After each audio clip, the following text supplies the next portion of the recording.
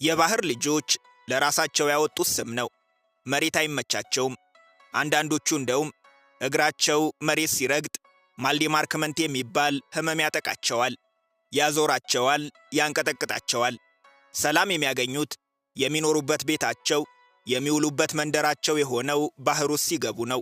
እነሱ ባህር የሚሉት ብቅ ጥልቅ የሚባልበትን ጥግ ጥጉን ሳይሆን ጥልቅ ወርደው ወለሉን ሲነኩት ነው። አንዳንዴ እንደውም እስከ 70 ሜትር ይጠልቃሉ። 70 ሜትር 25ኛ ፎቅ ላይ ቆመው መሬትን የመመልከትን ያህል ሩቅ ነው።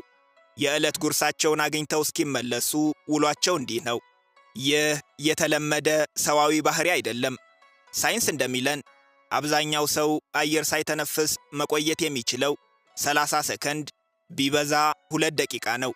3 ደቂቃ ካለፈው የአንጎል ህዋሳቶቹ ይጎዳሉ። 6ኛ ደቂቃ ላይ በአንጎሉ ላይ ሊታከም የማይችል ከባድ ጉዳት ይደርሳል። ከዚህ በላይ ከቆየ ግን ነፍሱ ምንተዳዋ የምትሰቃየው አፈር ስጋውን ተሰናብታ ወደ ፈጣሪዋ ትሄዳለች። የዛሬ እንግዶቻችን ግን ይህንን ሳይንቲስቶች በብዙ ጥናት ደረስንበት ያሉትን ዕውቀት ውሸት አስብለው አዲስ ጥናት አስጀምረዋቸዋል። በዘረመላቸው ላይ ያገኙት ውጤትም ዓለምን ያስደነቀ ሆኗል።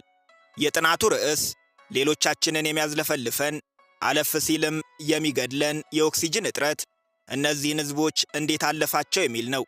ጥያቄው ግን በዚህ አያበቃም።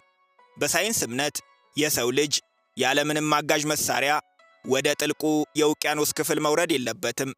ከወረደም የውሃውን ግፊት መቋቋም ስለማይችል የጆሮ ታምቡር ይበጠሳል፣ መስማት ይሳነዋል፣ ቀጥ ብሎ መቆምም ያቅተዋል። በተቃራኒው ከጥልቁ የውቅያኖስ ክፍል በፍጥነት መውጣትም የለበትም። ከወጣም በሰውነቱ ውስጥ የተከማቸው ናይትሮጂን ፈንድቶ ሙሉ አካሉን ሽባ ያደርገዋል፣ እስከ ሞትም ያደርሳል። ሌላም ችግር አለ። አብዛኛው ሰው ባህር ውስጥ አይኑን መግለጥ አይችልም።